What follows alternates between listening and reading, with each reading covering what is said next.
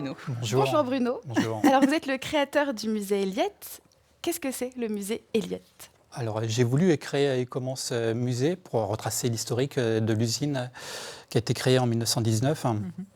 Au départ, c'est Alphonse Picard qui s'intéresse au vélo et il souhaite, avec ses fils, créer une marque de vélo et, qui a existé de 1919 à 1962.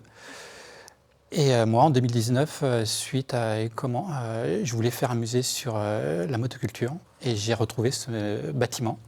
Et quand on découvre l'histoire, une histoire magnifique, j'ai voulu retracer l'histoire de l'usine. Ouais, on attrape le virus en fait quand on découvre ce qui s'est passé dans cette usine de Sully-sur-Loire. C'est une partie de l'histoire régionale. À vos yeux, c'est quoi? C'est un morceau d'histoire locale qu'il ne faut absolument pas oublier.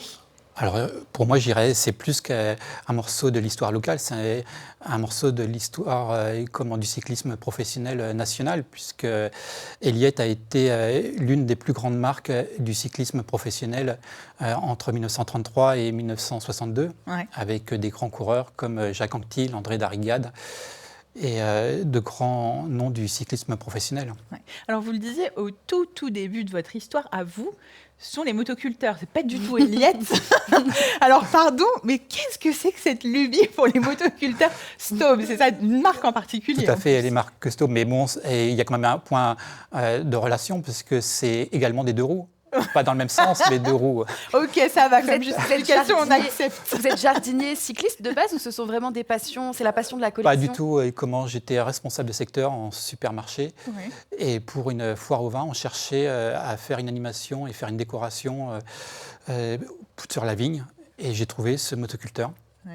Et après, je suis tombé de passion pour ce motoculteur. Il en faut de la place quand on a une passion pour les Et justement, motoculteurs. après, il faut trouver un bâtiment pour pouvoir héberger tous ce matériel. Oui, toutes ces pièces de collection. Et c'est comme ça que vous tombez finalement sur cette usine de Sully. Et que là, vous tirez un fil et vous vous rendez compte, waouh, il y a eu Eliette ici et il y a plein de choses à raconter.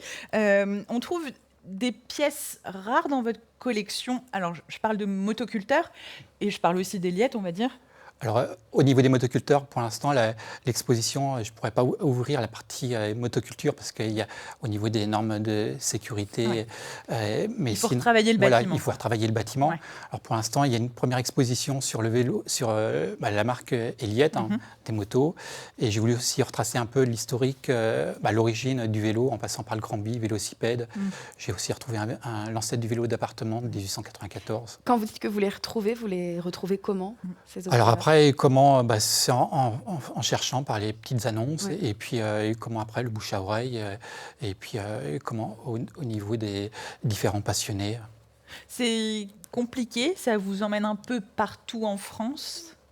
Pour l'instant, oui, uniquement en France, mais ça risque de déborder un peu plus loin, parce que j'ai déjà été contacté par des personnes de Belgique, de Suisse. Vous avez combien de motoculteurs là actuellement, par exemple? Alors au niveau des motoculteurs, je me suis arrêté à compter à partir de 150. Et au niveau des vélos? Et au niveau des vélos, ça commence à être aux alentours d'une centaine. D'accord. Et pour le coup, est-ce qu'on trouve des vélos Eliette potentiellement un peu partout en Europe? À l'époque où on les a fabriqués à Sully, est-ce qu'ils partaient dans le monde entier ou... Alors je pense qu'il y a eu une production qui a été exportée dans le monde entier. D'accord. On retrouve la publication dans différents endroits, différentes langues. Et à l'époque, ils ont construit jusqu'à 1200 vélos par an. D'accord. Non, 12 000 vélos. 12 000 vélos.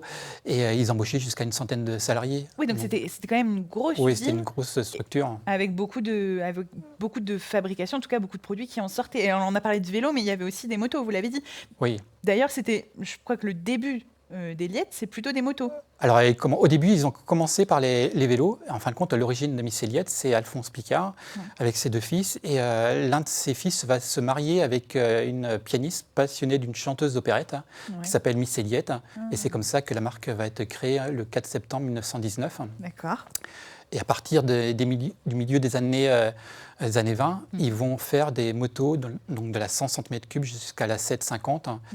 Et avec une particularité pour les modèles de 350, 500 et 750, ils avaient une transmission par cardan.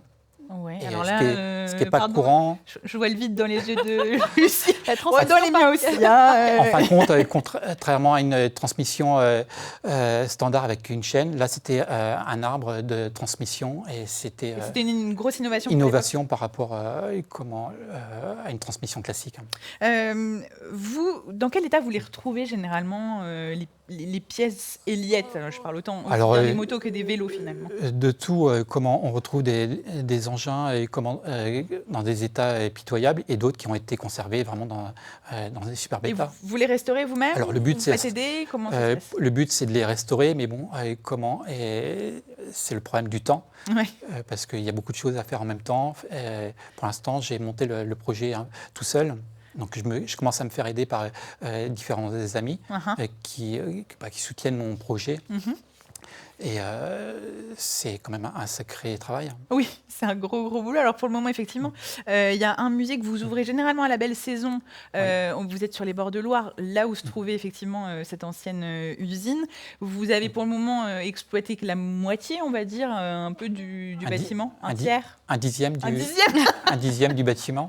Ça marche. Et donc, il y aura assez de place pour lancer d'autres collections après. Oui, voilà. Après, le but, ça serait même de faire tourner des collections et puis et pas forcément uniquement sur le vélo, la motoculture. Ça peut être différentes choses. On peut faire des voitures. Après, ça peut être aussi comme une galerie artistique, faire que des peintres puissent même venir peindre face à la Loire. Ça pourrait être très sympathique avec la nature.